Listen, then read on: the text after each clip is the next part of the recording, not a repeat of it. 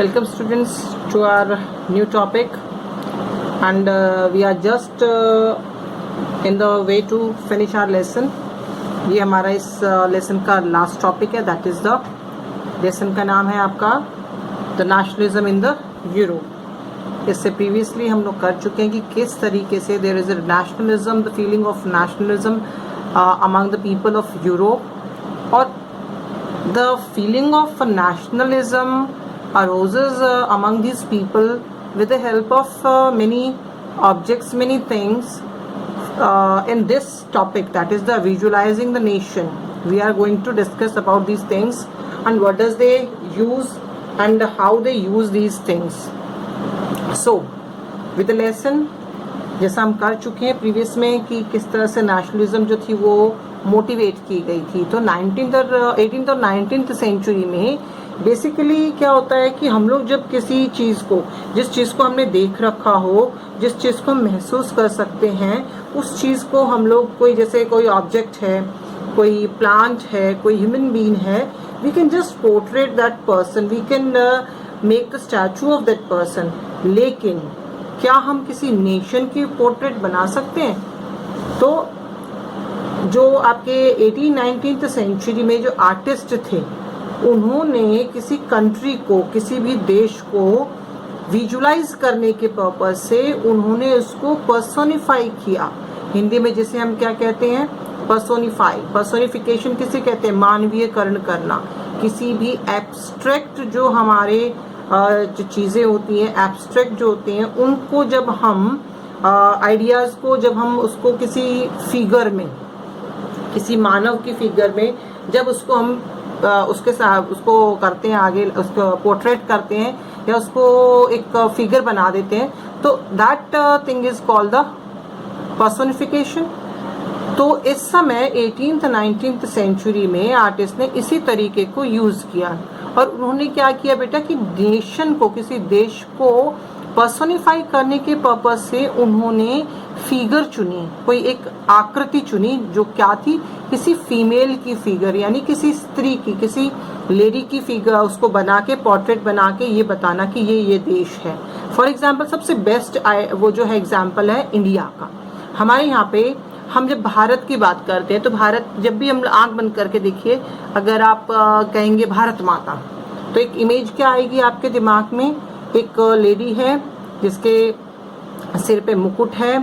और अगर हम बात करते थे इंडिपेंडेंस से पहले की बात करते हैं, तो क्या इमेजिन करेंगे आपकी? एक औरत है, वो बेड़ियों में जकड़ी हुई है, उसके हाथ में तिरंगा है, और इन चीज़ों को हम उसमें पिक्चराइज करते हैं. तो ये क्या है?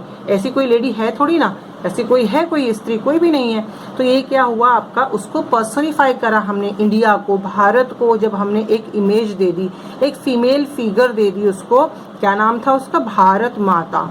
उस प्रैक्टिस को, या इस तरीके से जब हम किसी एब्स्ट्रैक्ट आइडिया को, जब हम उसको कोई पर्सोनिफाई करके इन एब्स्ट्रैक्ट आइडिया को जब हम लोग फिगर दे देते हैं, तो वो क्या कहलाती है? एलिगरी कहलाती है. वो that is called the allegory. उसको हम क्या कहते हैं? एलिगरी कहा जाता है उसको.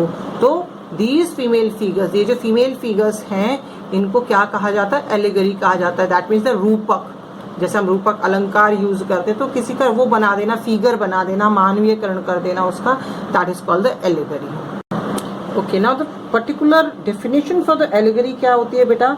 कि जब हम किसी एब्स्ट्रैक्ट आइडिया को, जैसे कोई ग्रीड है या फ्रीडम है, लिबर्टी है, इसको जब हम एक्सप्रेस करते हैं किसी पर्सन के हेल्प से या किसी चीज को दिखाकर, उसको क्या कहते हैं हम लोग? उसको एलिगरी कहते हैं. यानी एक सिंबलाइज कर देना किसी चीज को, उसको एलिगरी कहा जाता है. अब जब हम बात करते हैं कि एलिगरी, ये सब बातें करें हम कि इसको पर्सोनिफाई किया, ये बनाया, इस तरह से भारत माता जो है वो ये थी. तो अब ये चीज़ें बहुत पहले हम, जैसे हम लोग कर चुके हैं फ्रेंच रेवोल्यूशन के बारे में हम लोग कर चुके हैं पहले भी, कि फ्रेंच रेवोल्यूशन में भी लोगों के अंदर, जो फ्रेंच पीपल थे उनके अंदर रेवोल्यूशन की चीज़ें जगाने के लिए, नेशनलिज्म जगाने के पर्पज से आर्टिस्ट जो थे उन्होंने फीमेल एलिगरी को यूज किया था. उन्होंने पोर्ट्रेट बनाई थी उनकी आइडियाज की, जैसे लिबर्टी हुआ, जस्टिस हुआ, रिपब्लिक हुआ, इन सब चीजों को उन्होंने किसी न किसी ऑब्जेक्ट्स के through they just specify the objects to show the these things, that is the liberty, justice and the Republic.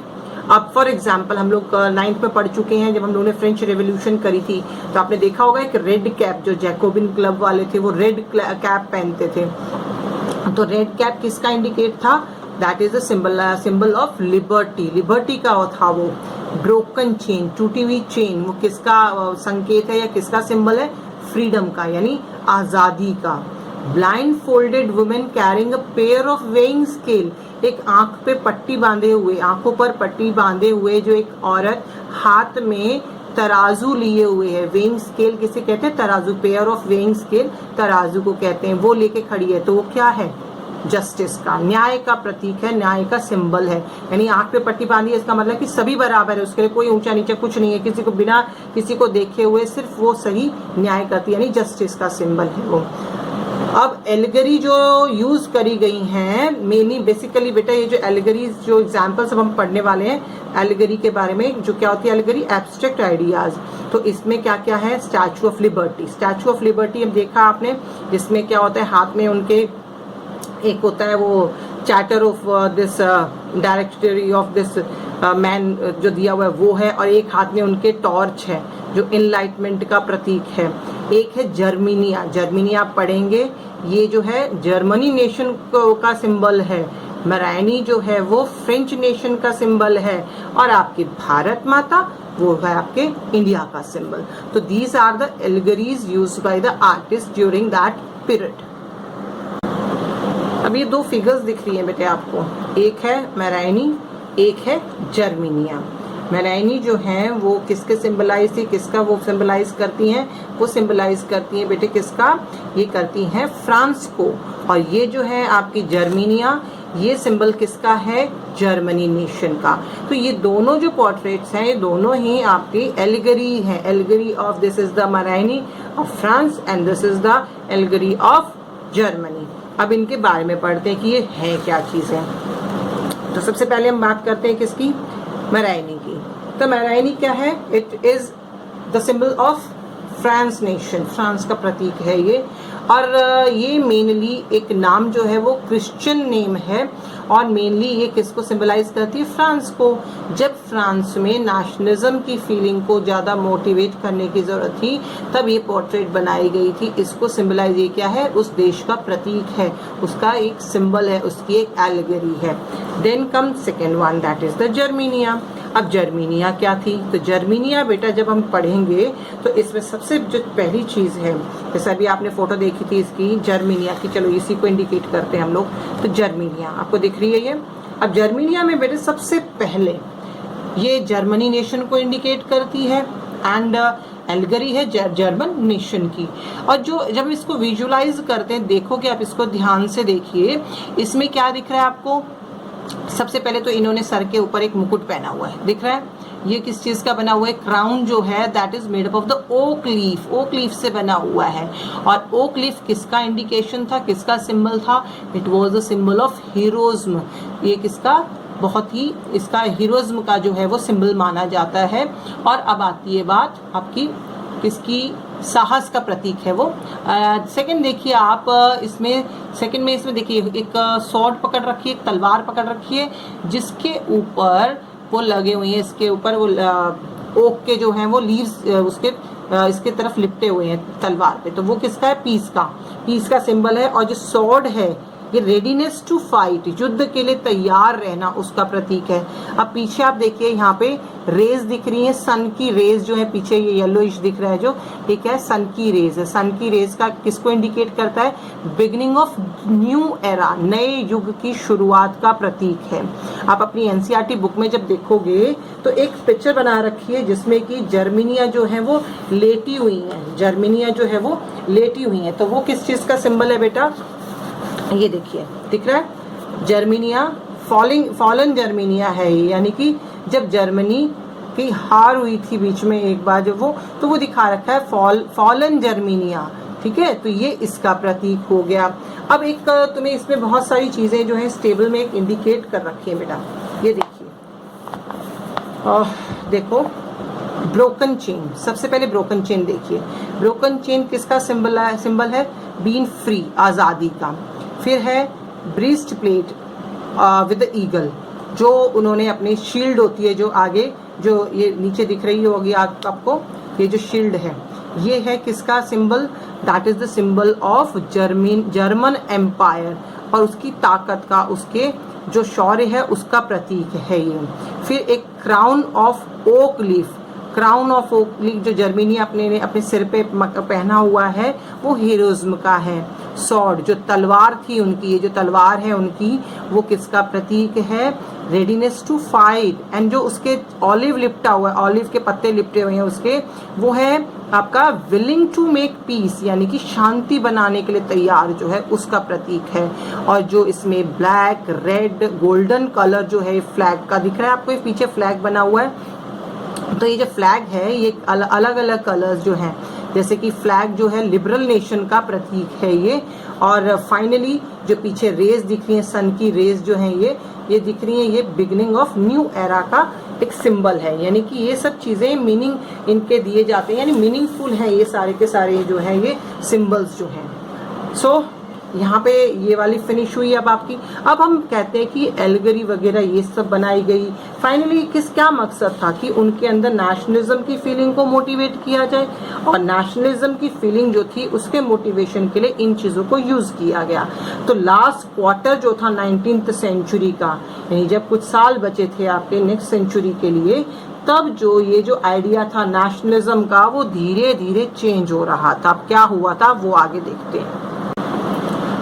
Nationalism and imperialism. Nationalism तो हम अब काफी समय कर भी चुके, काफी बार इसको रिपीट कर चुके। नेशनलिज्म दो वर्ड आए यहाँ पे, नेशनलिज्म, इम्पीरियलिज्म।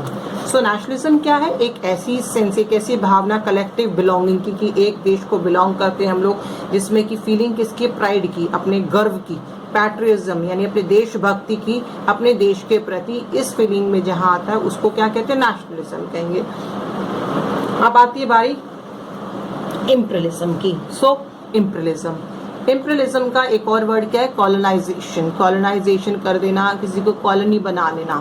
तो वो एक process, a process of controlling a weaker country, एक कमजोर देश को कंट्रोल कर लेना, और उसकी किसके द्वारा, पावरफुल कंट्री के द्वारा, और उसको एक्सप्लॉइट करना, उसके रिसोर्स को एक्सप्लॉइट करना, पॉलिटिकल, इकोनॉमिकल, सोशल सभी चीजों पे अपना काबू कर लेना, कंट्रोल कर लेना। इस प्रोसेस को क्या कहते हैं बेटा, इम्पीरियलिज्म कहते हैं इसको। तो इम्पीरियलिज्म जो था उस समय बहुत स्ट्रांग हो चुका था, यानी बहुत तेजी से हो रहा था।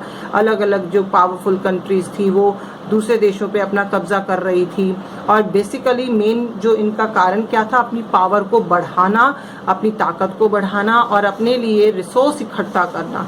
ये इनके मेन इसके कारण थे यहाँ पे इम्पीरियलिज्म को स्टैब्लिश करने के पर्पज से। तो मेनली इम्पीरियलिज्म क्या है, जब व्हेन द एस्टैब्लिशिंग, कोई भी देश जब स्टैब्लिश करता है पॉलिटिकल डोमिनेंस, अपनी राजनीतिक जो है डोमिनेंस उनके ऊपर स्टैब्लिश करता है दूसरे देश के ऊपर, जब कोई ताकतवर कंट्री, और मेनली उसकी इकोनॉमी, पॉलिटिक्स, सोसाइटी, इन सब चीज़ों को कंट्रोल कर लेता है। तो सबसे बेस्ट एग्जाम्पल क्या है इसका, इंडिया। इंडिया ने, जैसे इंडिया पे ब्रिटिश जो थे इन्होंने अपना कंट्रोल कर लिया था। तो इसमें क्या हुआ था कि ब्रिटिश जब आए थे हमारे यहाँ पे, इन्होंने आए तो थे किस पर्पज से, they came here for the purpose of trade purpose से आए थे। But when they see the weaker political condition of India, तो उन्होंने इस अपॉर्चुनिटी का फायदा उठाया। अब इसका फायदा उठा के इन्होंने क्या किया कि इंडिया को धीरे धीरे उसकी पॉलिटिक्स, उसकी सोसाइटी, उसकी economy, all these thing they have controlled. और फाइनली इंडिया क्या बन गया, इनकी कॉलोनी बन गया, इनका उपनिवेश बन गया, इनका एक उपनिवेश, एक कॉलोनी बन गया। तो ये क्या हुआ, एक प्रोसेस हुआ इम्पीरियलिज्म का, कॉलोनाइजेशन का, उपनिवेशवाद का। तो ये एक एग्जाम्पल हुआ इम्पीरियलिज्म का। अब हम बात करते हैं कि उस समय नेशनलिज्म से इम्पीरियलिज्म की तरफ पूरा वर्ल्ड जा रहा था। जो बड़ी बड़ी जो पावरफुल जो कंट्रीज थी, they just trying to create the colonies in the world, और डेमोक्रेसी से लोग धीरे धीरे जो कंट्रीज थी basically they were moving toward the imperialism. अब हुआ क्या, हुआ ये कि नेशनलिस्ट जो थे were now radical and they were intolerant of each other. जो नेशनलिस्ट थे धीरे धीरे वो रेडिकल हो रहे थे, आक्रोश हो रहे थे, बहुत आक्रोशित हो रहे थे और इनटॉलरेबल हो रहा था उनके लिए एक दूसरे के लिए।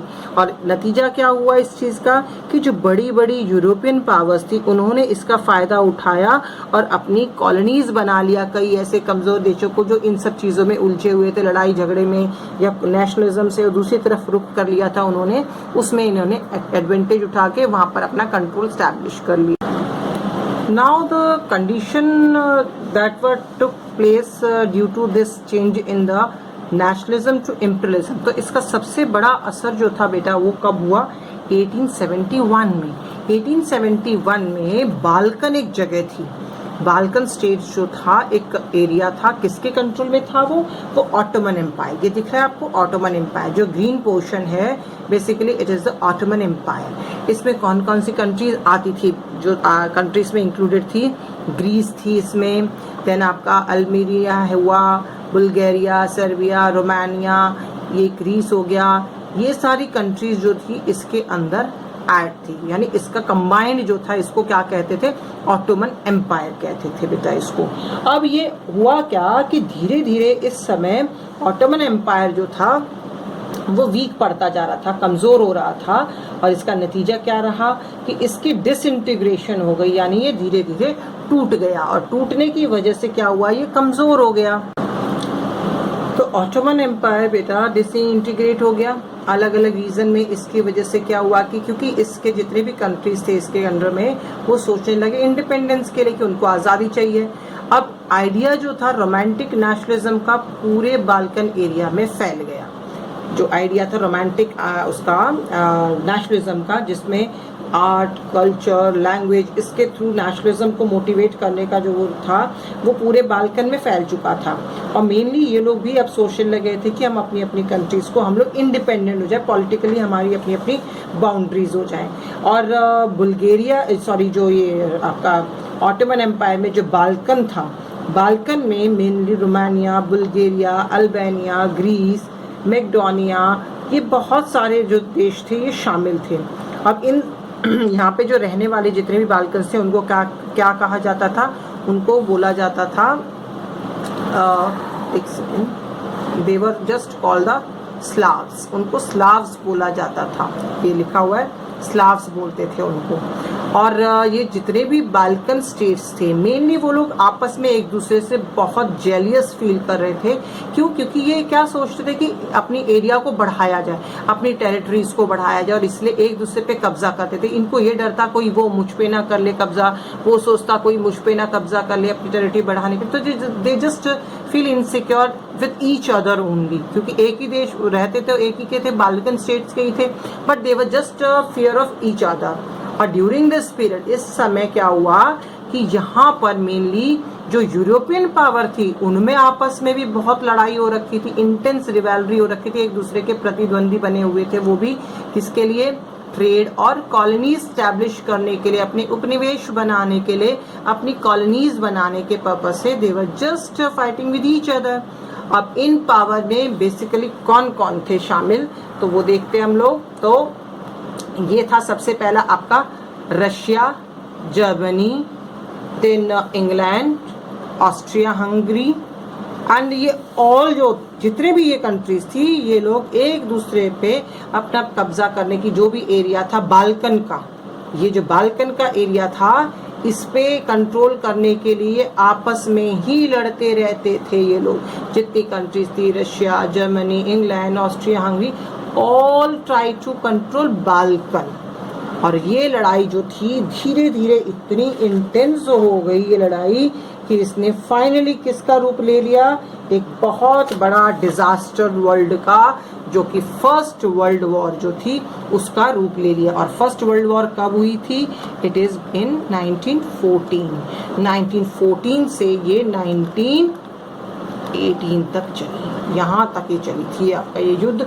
और लगातार जो था ये इसमें बहुत ज़्यादा डिजास्टर हुआ था। तो फाइनली युद्ध चलता रहा, ये सब होता रहा, लेकिन ये जो इम्पीरियलिज्म इसका नतीजा क्या रहा कि नेशनलिज्म जो था, इस समय जब वॉर भी शुरू हो गई थी 14 में, इसी समय वर्ल्ड में बहुत सारी चेंजेस आ रही थी। सबसे पहला चेंज क्या आया बेटा इसमें, ये 4 आपके जो पॉइंट्स हैं ये देख लीजिए। सबसे पहला, nationalism allied with the imperialism led Europe to disaster.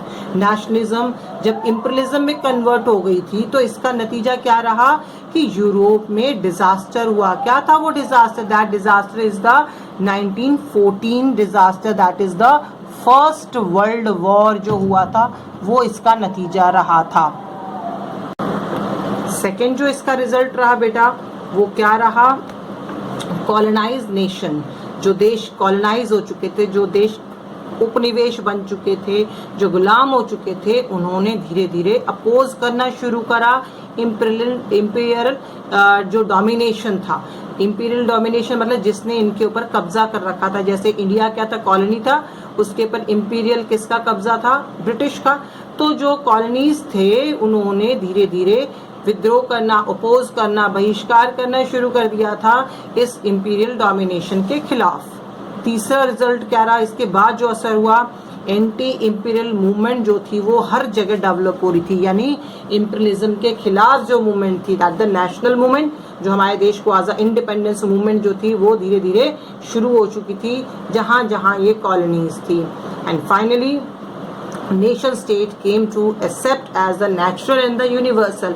और धीरे धीरे नेशन स्टेट हम पढ़ चुके हैं शुरू में ही कि एक ऐसा देश या एक ऐसा एरिया जहां पर उसकी अपनी पॉलिटिकल बाउंड्री हो, अपना एरिया हो उसका, और वो जो है वो एक्सेप्ट करते जा रहे थे, वो चीज़ों को बनती जा रही थी। यानी यहाँ तक कि ये चेंजेस आ रहे थे वर्ल्ड में। एंड फाइनली यूरोप में आफ्टर 1914 यानी वॉर के बाद ये सब हुआ, और जब वॉर फिनिश हो गई थी उसके बाद बहुत सारे चेंजेस आए थे। बहुत सारे ऐसे देश थे जो आज़ाद हो गए थे, इंडिपेंडेंट हो गए थे। नाउ बेटा this chapter is finished. I hope आपको हर एक टॉपिक अच्छे से समझ में आया होगा। And still if you have any doubt तो बेटा अपना जो कमेंट सेक्शन है इसमें आपके जो वीडियोस हैं उसमें आप उससे क्वेश्चंस पुट कर सकते हैं, and I will try my best to give you answer for your questions. और अपनी जो अब असाइनमेंट्स हैं वो हर एक असाइनमेंट आप अपनी जिस कॉपी में आप अपने नोट्स प्रिपेयर कर रहे हो उसी कॉपी में असाइनमेंट्स भी करोगे। असाइनमेंट नंबर प्रॉपरली डालकर उसको असाइनमेंट्स को सॉल्व करोगे, और जो असाइनमेंट आपने सॉल्व कर रखे हैं उन असाइनमेंट्स को आप मेरी आईडी पे ईमेल करेंगे। एंड प्लीज़ बेटा अपनी जितने भी आप ये असाइनमेंट्स बना रहे हैं उसको पीडीएफ फॉर्म में भेजिए मेरे पास। अलग अलग पिक्चर्स क्लिक करके मत भेजिए, इमेजेस मत भेजो मेरे पास। आप अपना पीडीएफ बना के उसमें ये चीज़ें सेंड करो, और हर एक असाइनमेंट पे अपना असाइनमेंट नंबर विद लेसन और आपका नाम, क्लास, सेक्शन, और ये चीज़ें प्लीज़ ज़रूर मेंशन कर दो, क्योंकि मुझे अभी पता नहीं है आपका नाम, ये सब चीज़ पता नहीं है, तो मैं उसको टैली करके उसको टिक कर रही हूँ आपके जो आप अपना होमवर्क भेजो, जो असाइनमेंट्स भेज रहे हो, और आपके हर एक असाइनमेंट्स के अकॉर्डिंग आपको उसके लिए नंबर दिए जाएंगे। आप you are going to score the marks for these things. So please prepare these answers properly and send it me on my email ID. Okay, now this lesson is finished beta. Have a nice day and do your best and keep study well. Take care.